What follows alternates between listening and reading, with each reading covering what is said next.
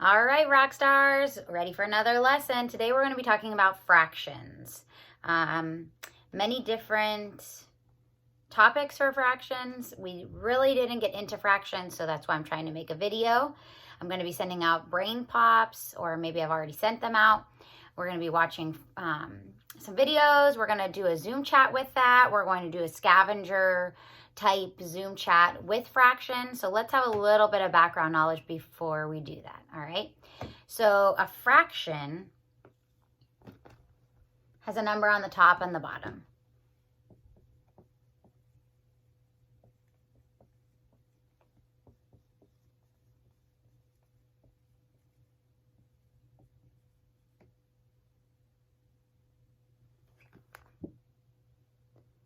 It's going to have a number on the top and the bottom. The top number is called the numerator, and the bottom number is called the denominator. Some people like to think of it as the top, the bottom is like a den, like a bear goes in a den, and we've talked about hibernation, and that's how they remember denominator. There's all kinds of little tricks, and maybe on your brain pop video it'll have something as well. But your numerator and your denominator, so those are two big words that we'll be talking about during our Zoom meeting as well. You're going to have, this is a common fraction that we used when we talked about measuring, and we said 1 out of 2, or what was another name that we called this for measuring? And if you said half, you are correct. 1 out of 2. So we use that when we are measuring on our ruler, and let's say we were between a 5 and a 6, and we were in the middle there, and that was called 5.5 on a ruler. And you were measuring something that maybe was like a long stick, and it came to there. And it was in between the 5 and the 6, and you weren't really quite sure, so we called it 5.5. And that's as far as we kind of got with fractions, and we were practicing those. So let's dive in a little bit deeper. A lot of times people like to use circles, all right? So if you can please, as always, grab something to write on. You can go ahead and hit the pause button. I'll be waiting right here. Something to write on, dry erase marker, and a board would be awesome because we're going to just be practicing things out. But a pencil and a paper and pencil works fine too. So if you can go ahead and do that, pause me, and I'll be waiting right here. All right, let's go ahead and continue. Go ahead and draw out a circle for first, and cut that circle in half. Go ahead and do that. And if you did it like this, you are correct. That's not the only way you could have cut it in half, however. Your line may look like this, and that's okay too. The whole thing about fractions is that the fraction has to have equal pieces, all right? So it cannot look like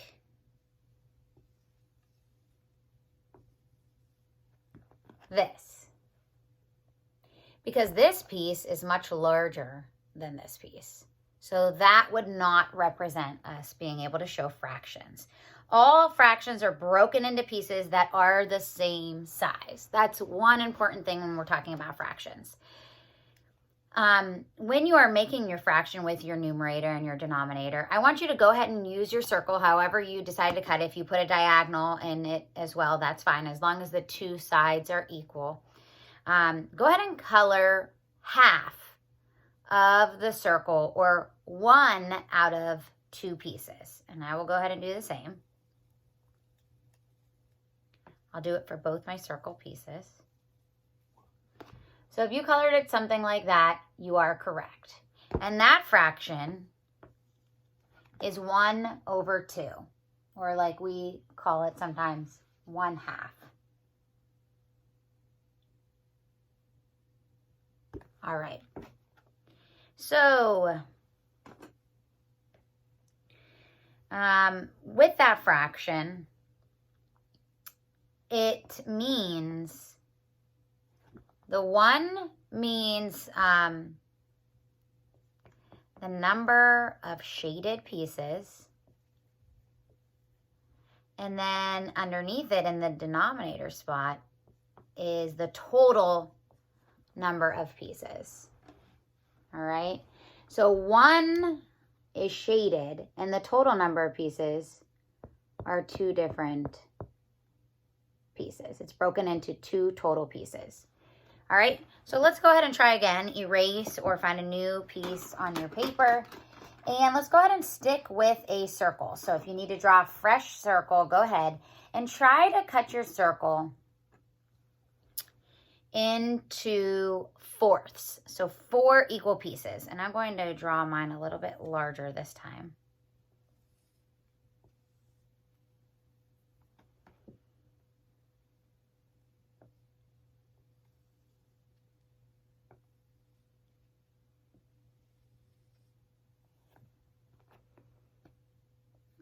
And just try your best so that they look equal. So of this fraction, the total number of pieces, we know we can already put in the denominator spot of 4 because we know that there are 4 total pieces. And then from there, I'm going to color in or ask you to color in with me, and let's change up this fraction. So go ahead and color 1 piece, whichever one that you want. And that would make that fraction 1 shaded piece out of 4 total pieces. All right. I'm going to ask you to color another one. Doesn't matter, whichever one you want. That is telling me that I have 2 total pieces. 2 in my numerator, 4 in my denominator. Color another one. Now I change that 2 to a 3. I have 3 fourths. And if I were to color in the last spot, I would have the whole entire circle colored in, which 4 fourths. And when you have the same number on the top and the bottom, then that just equals 1 whole piece because it's the whole entire circle that's colored in. All right? Let's go ahead and switch it up a little and try to do maybe a rectangle. So go ahead and draw a rectangle. If you want to see mine first, you can.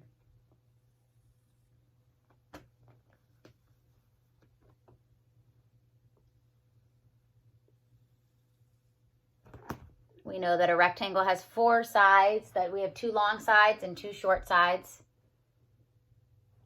And I want you to split that rectangle right in half.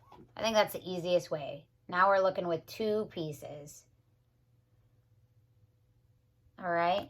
And then let's go ahead and split those pieces in half and try to tell me what you think the denominator number would be. So tell me what number would be down here. This number down here is the total number of pieces. And there are 4 total pieces. I'm going to go ahead and shade something, and I want you to tell me the fraction. Again, you can pause at any moment if I'm going too fast to catch up. And if you wrote 2 fourths, you are correct. Don't erase just yet. All right. I want you to take that fraction that I had split up into 4s, and I want you to put one more line in the middle of all those boxes. So you're going to draw out 4 more lines. All right, I'm going to trace over mine so they're a little bit darker and easy to see. And then I want you to count up, either looking at yours or looking at mine, and tell me what number you feel goes in the denominator spot.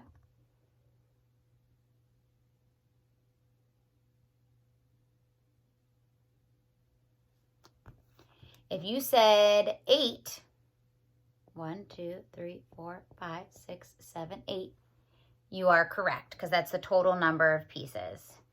I'm going to go ahead and color in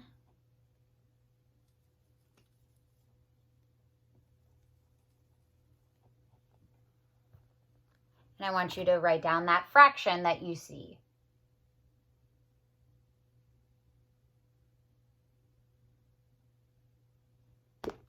And if you wrote 3/8 or said 3/8, you are correct. If I color in another one, it would be 4/8. If I color in another one, it would be 5/8. So this is just kind of an introduction into fractions. Our main thing that we need to remember is that a fraction has a numerator, which is on the top, a denominator, which is on the bottom. Our fraction always means that our bottom piece means the total number of pieces, and the total number is broken into, and these pieces all have to be equal. So 1, 2, 3, 4, 5, 6, 7, 8 pieces. 8 goes on the bottom. The ones that are shaded, 1, 2, 3, 4, and 5. So this is just a little bit of a background. I do want you to watch this, practice it, see if you can find any fractions around your house. You can look at pictures. You can look at a variety of things. I'll come with some ideas as well.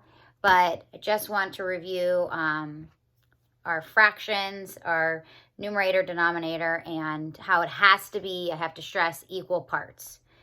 That's it for right now. I'll see you at the Zoom chat. The Zoom chat, I do want you to be ready to move around your house. We're going to be looking at pictures. We're going to be looking at our names. So be thinking about your name and be thinking about vowels and consonants, because that's a good way to look at fractions.